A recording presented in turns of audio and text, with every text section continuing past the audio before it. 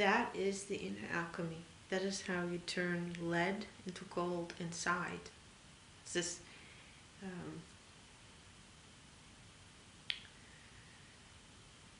it's when that which you fear,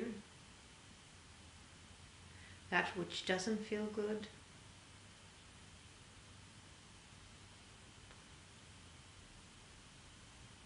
when that gets healed, it comes back to you. As I just described what that is, it is your own self cut off. It's a defragmented, it's a fragmented state. It's where the fragmentation is, where you are not remembered.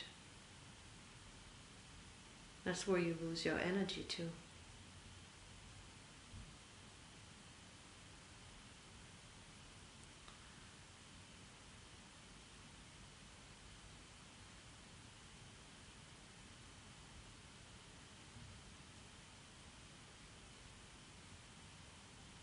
So when I can be,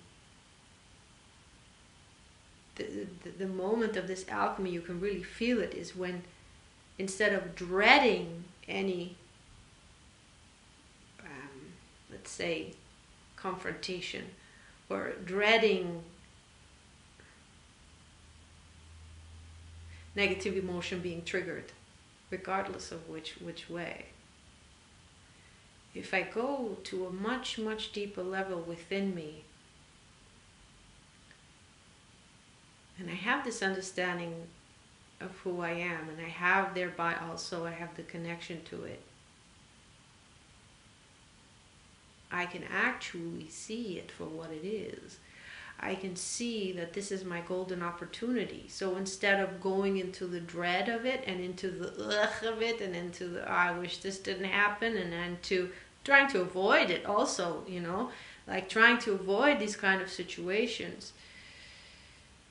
I'm not seeking them out, obviously, but, you know, like in resistance, because I'm in fear of it, because I'm rejecting it, because it doesn't feel good.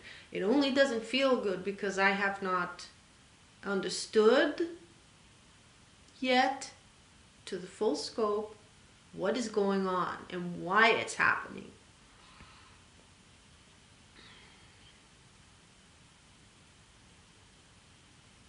I've not understood the mechanism of it yet. That's when I'm in the unconscious of it, and it can just play out, and it's just recharging the negative. So that's something that we don't want. But once we understand this from the depth of our being, from our soul perspective, then what actually happens is I can really be grateful. I can really be grateful. Now, in this moment, I don't remember that instantly I could turn it and feel gratitude and instantly turn lead into gold. This so far has always happened only if I was alone and the negative emotion was triggered through situations and through thoughts in my head. Then I could do it. Then I would, because then I was alone and I felt safe and I could instantly pay attention and, you know, go within and feel and see what's going on, knowing that this is always my opportunity, you know.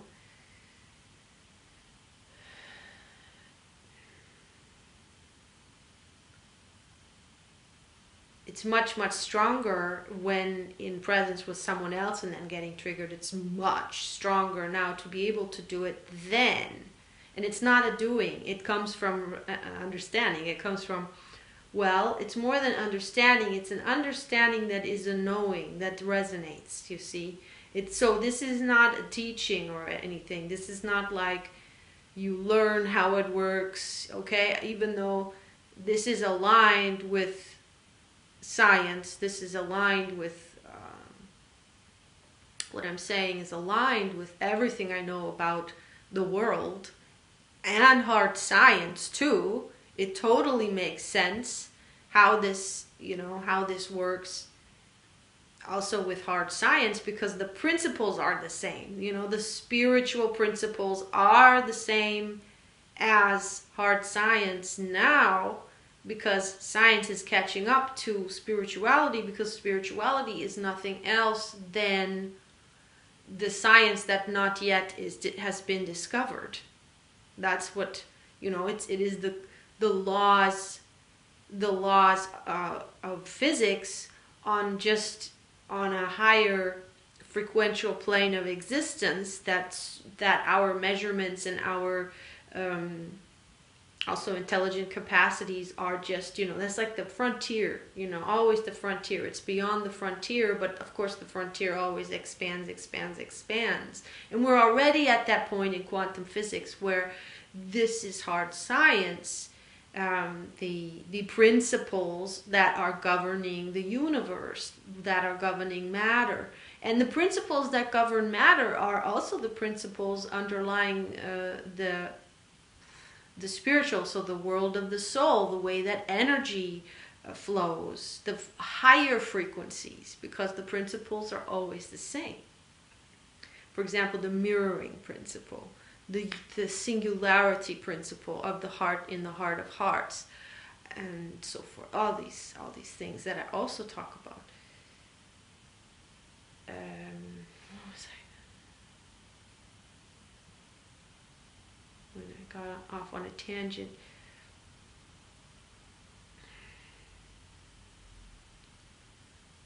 Yeah, so it's strong in the presence of someone, and I realized why there was so much fear within interaction with others to communicate the boundaries of, for example,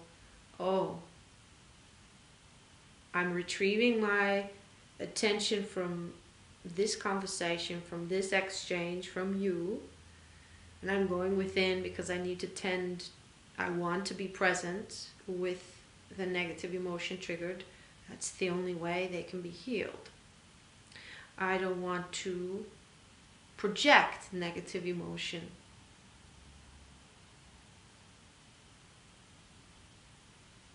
I don't want to have unconscious judgment, because that is projecting negative emotion, and I don't want to do that because it doesn't feel good. I'm not feeling good right now, and because I want to take this opportunity, seize this opportunity for healing that this situation has presented me.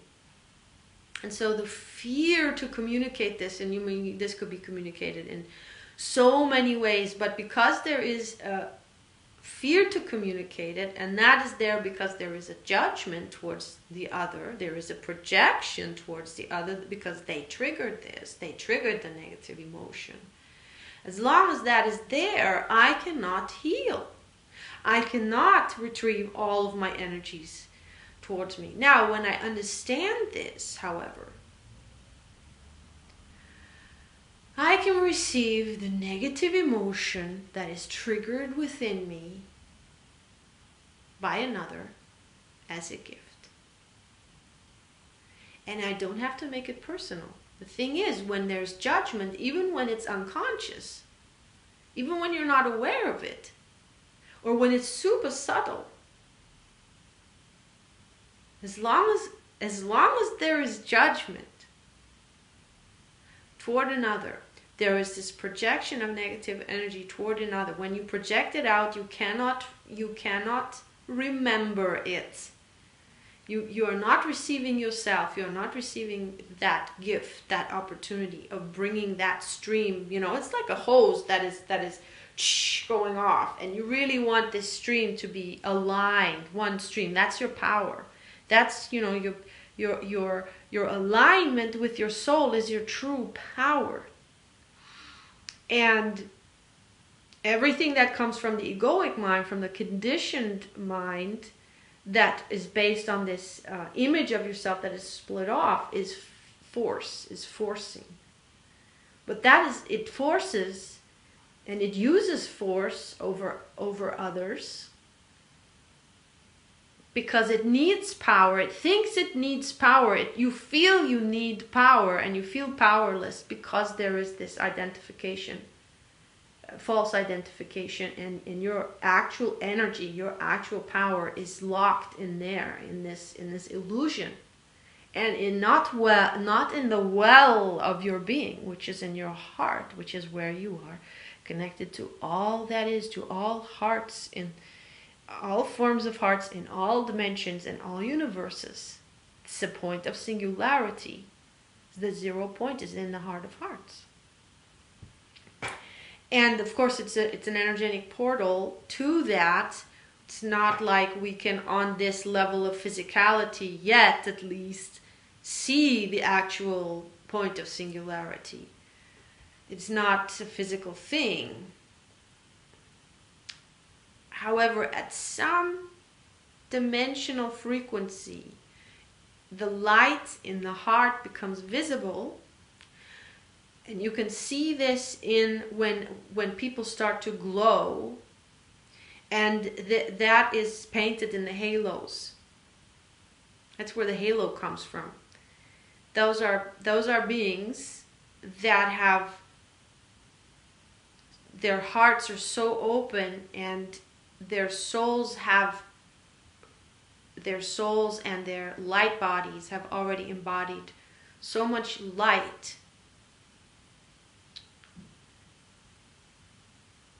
that it shines through the crown chakra and through the eyes also,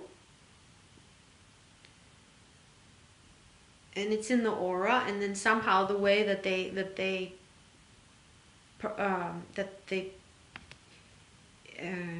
depicted it was in painting a halo, because that's how, I guess, how it kind of looked like. And there are people who can see this, by the way. So again, how did I come to this? Yes.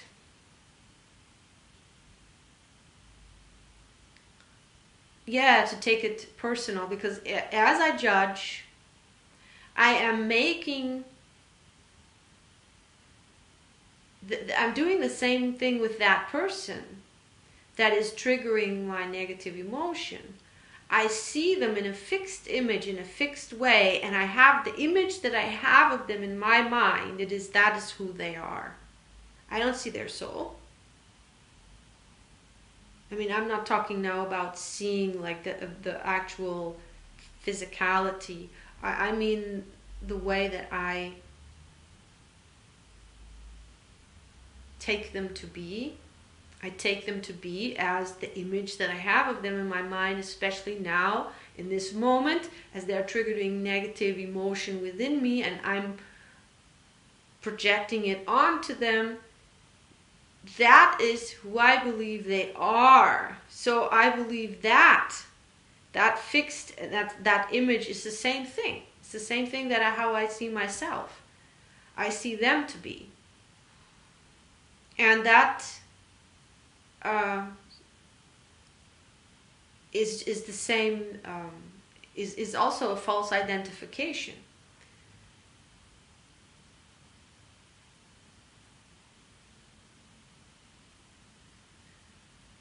So if I can rise above this projection, image, story, if I can rise above it or expand beyond it into a deeper, more expanded, more greater in scope, truer perspective of this exact situation, I also have to include, so I include my soul, and I also then have to include, of course, the story of the soul. And the story of the soul is, it wants to grow. And it comes here to grow. And the way it grows is, it fragments it fragments, it forgets, it goes into the unconscious, it goes into the negative, into the dense vibrations. Because that's the thing, when we split off from ourselves, when this happens, this split off energy, or when this negative charge is blocked in our, we take it on from others, and then we identify with that image, with those energies of we are bad, and we identify with the way others, with others' projections about ourselves. We take that on, and then we do the same. That's the, as I said, that's the pattern, that's the mechanism. And that is a very, those are the negative vibrations. They are very low and very dense vibrations. And that is also how we dial ourselves into very dense timelines, and into density, basically, through our suffering, through our trauma. The trauma is what keeps us locked. The strong negative charge is what keeps us down, what keeps us locked. Now, why would we want to do that as souls? You know, why is that?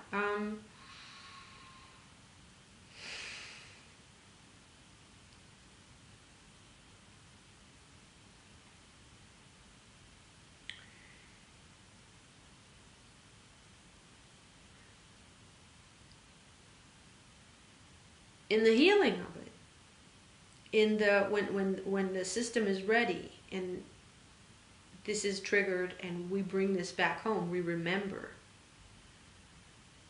And when I say we remember, it means two things for me. Remembering that the fractals come back to the mother fractal, so the stream comes back to the mother stream, the split off energy streams. Soul fragments comes back, remembers to the soul. And it also is the remembrance of that which we forgot when we got born. We forget that we are who we are. And we take on this identity of who we are. We learn this. That's in the conditioned mind. We learn that, oh, I am, and then we have a name, and we have all of this part of the story of the body. But of course, who was I before that? And who am I after that? You know, after the body. So it expands beyond, when I say expands beyond the story of the body, of this identification of this, it expands into the soul's story, and that's the story why the soul, you know, of all the experience that the soul has, and why it came here, what it wanted to learn, and how it's expanding, and so forth. So when I'm in that, I can see, it's like a dream, and I can see how everyone is playing their role for my soul's growth, and vice versa. So it's like role playing. And then the negative judgment that I have, as I can feel that I have it, and I know I have it when I have fear to communicate to someone, I know that I'm judging them, because I wouldn't have fear to communicate to them if I were to be in alignment with myself, which is myself, with my soul, which is unconditional love. Or maybe that feels too strong, too strongly positively charged for some. Unconditional love, you know, it's like it's not possible to love. Like, we cannot imagine to love things that we simply have no love for, obviously, yes. But unconditional love is peace. It doesn't have to be like this juicy, exuding, this like heart pulsating, this deep, deep love that we have for the people we love, for everything. No, it's not like that. It's actually it's simply unconditional love is this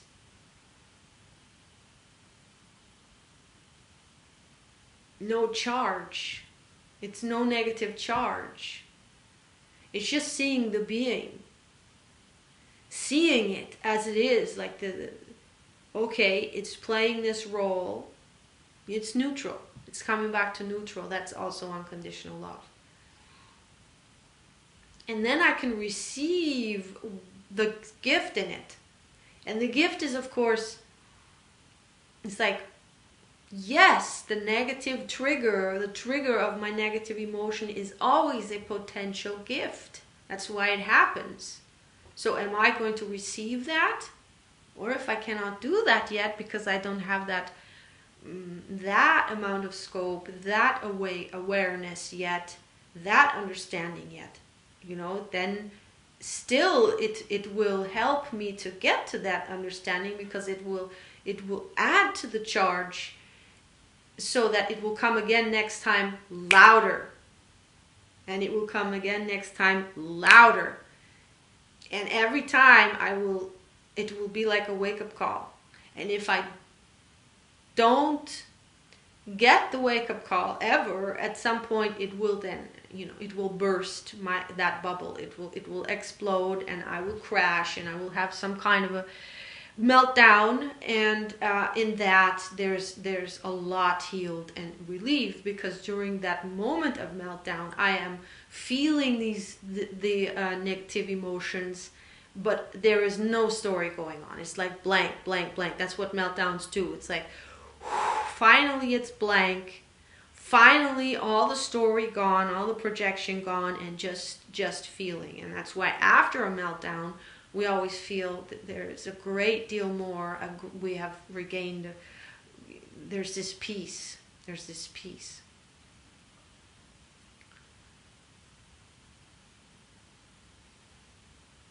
So remembering this, knowing this, understanding this, I can actually start to, and as I become also then very sensitive to when I have judgment against someone, and I can notice this when I have fear to communicate, to be myself, and completely when I have fear to communicate, it's because I have judgment towards them.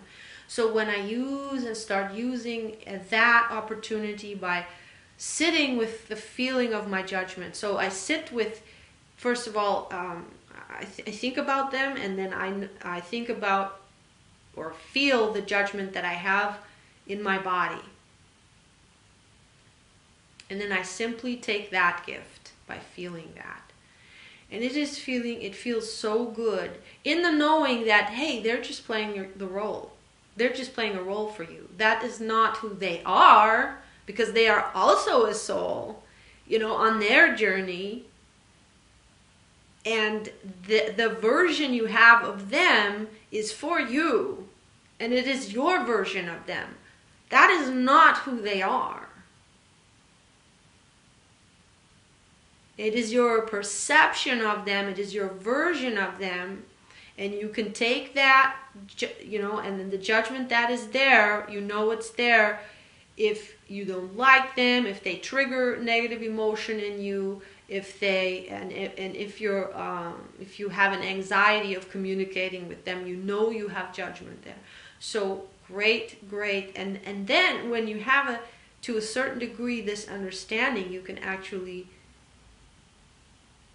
there can be this moment of, instead of a sinking sensation when it happens, you remember this, you remember what it really is, and it can be like, oh yes, it could be like that. You actually have a happy sensation towards when when someone triggers your negative emotion.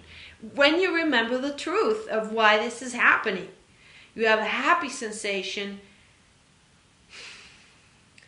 So it's like, thank you, not thank you to that person, but thank you to yes, this golden opportunity. Yes, negative emotion.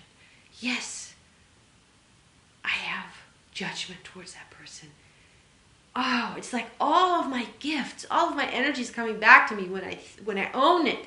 I own it, and it's not making me wrong. It's not making them right. You see, that's the big thing. It's only within the story of the identified versions of ourselves that there is right and that there is this right and wrong. Now, there is right and wrong. Yes, and that's the paradox. When you understand this, you also understand that that growth happens through this paradox. Growth happens through the forgetting and the remembering. It's the contraction and then the expansion, you know. Contraction and expansion. So as much as you contract, you expand. And more than that, here's the thing. You bring the consciousness of the soul into this density that you contracted into. So as you are liberating and releasing the negative emotion back to your soul stream, now that was held in unconsciousness. That could only happen because you were unconscious. Children are unconscious in general, or they're not as conscious as, you know, they still have the natural seeing of the soul, the natural, like their soul aligned still with the soul. But this soul alignment, you know, they could never ever put it into words. It's not a conscious thing that they could talk about, communicate, think about. Yeah, that's what I mean. It just is. And that's why, because it's not conscious, they can lose it, and they lose it. You know, the soul gets fragmented. And then retrieving it through conscious awareness, as I am just describing, that's how we become whole. And that is how soul expansion happens. And then the high frequencies of the soul stream inhabit physically on that level of contraction. It's like the contraction makes the space to go into density. And that means ascension. That means that from those densities, they ascend into higher frequencies. And the higher frequencies then can descend into this dimension. So that there is, so that the evolution is the waking up of ever denser, you know, the waking up of the denser dimensions.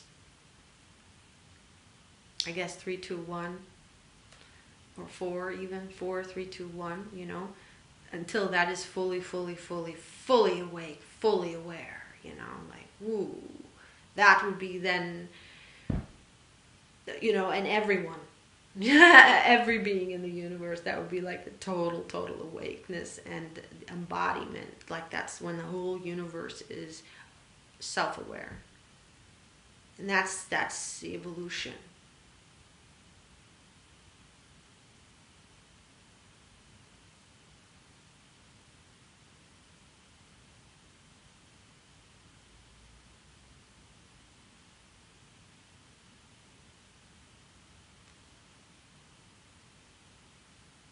I don't see any other way how we can heal or how we can break out. It is only through truth. And at the same time, we will play within the realm of the identified human as long as it takes.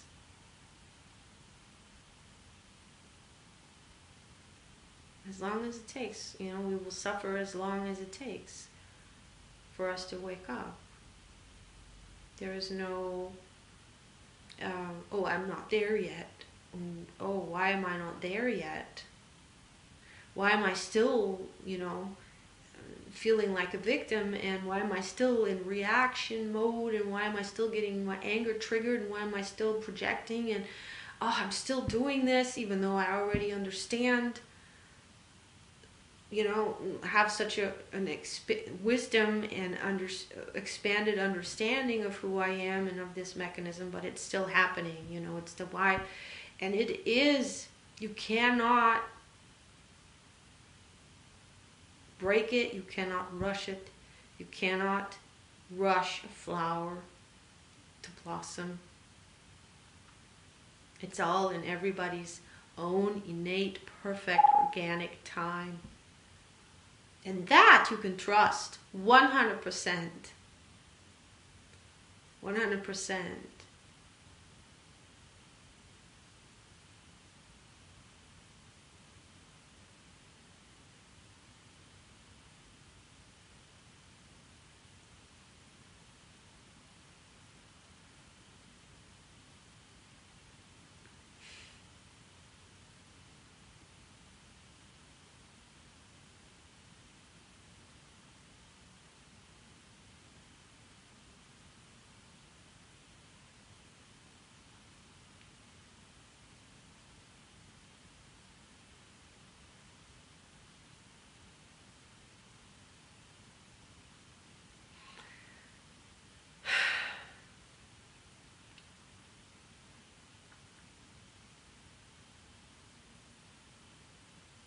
I have this part of my life, 3 years of my life, that I felt were wasted, and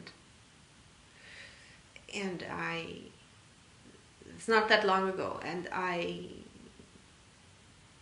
still had a little bit, even though I have all this understanding that I'm talking about now, on a mental level, you know.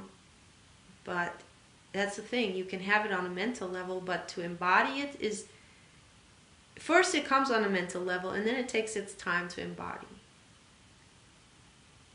That's energetic, that's tangible, that's bringing the well-being, or bringing yourself, remembering your well-being, really. It's remembering your well-being. And yet there was still, I still felt like, and I'm not saying it's over, but that there was just something that happened right now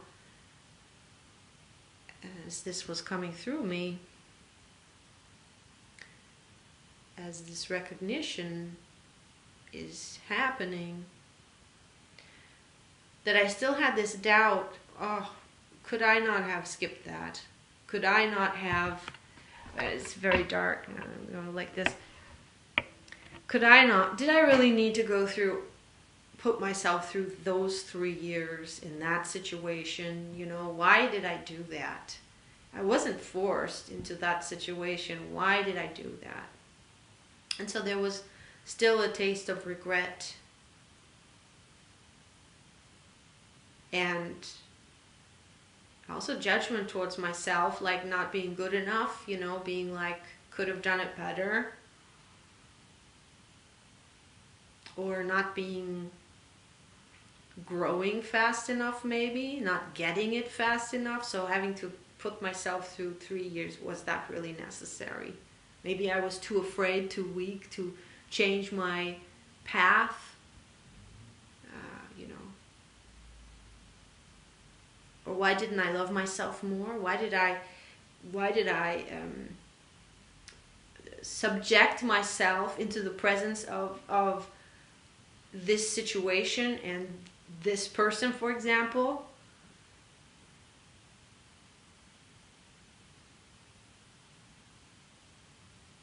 That triggered so much suffering inside of me. And the feeling brought me a lot of suffering, you know. But I was the one who put myself there. And so there was this still going on. Even though I had said, because at the end of that, toward like after 2/3, toward the end of that situation, for the first time in my life, my anger got so triggered that I completely erupted, you know, like a volcano. And for the first time in my life, really towards someone else, released my anger totally, because I lost it. And that happened twice. And I said, you know, wow, I really needed that pressure to get in touch with my anger. It was locked so deep inside of me. I was so afraid of my own anger, and it took that person with that kind of,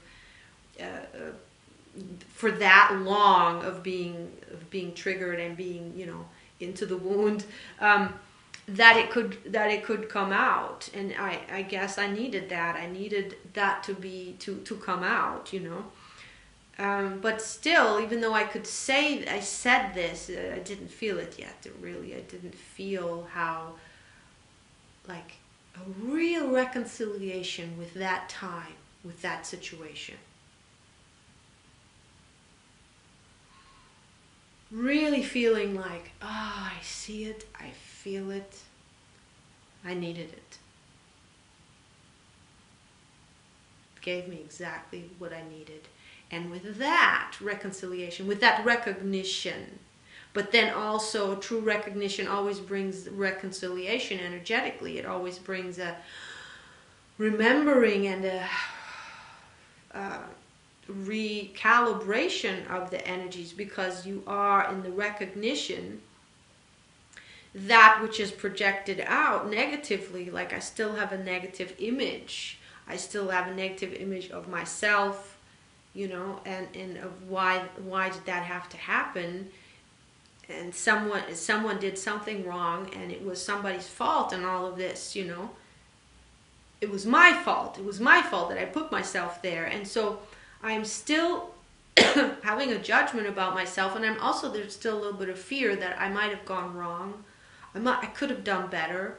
So there's still split off energy, and reconciliation is when that is seen, truly seen, in the sense of recognized. Yes, now I know it. Now I feel it. That indeed, that gave me the frequency, exactly the right codes to unlock that energy that was still bound and locked deeply inside of me with fear.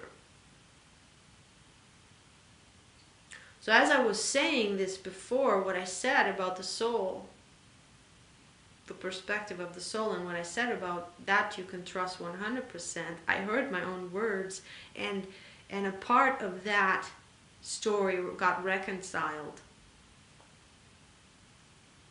That now I have more of a feeling of it, that actually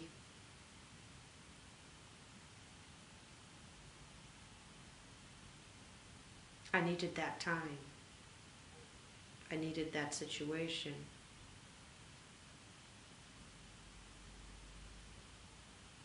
It was the right thing to do. It was guided. I could not have woken up quicker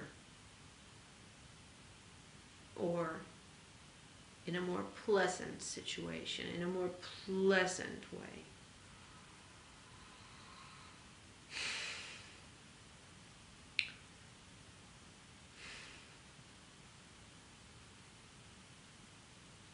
So I will sit with that.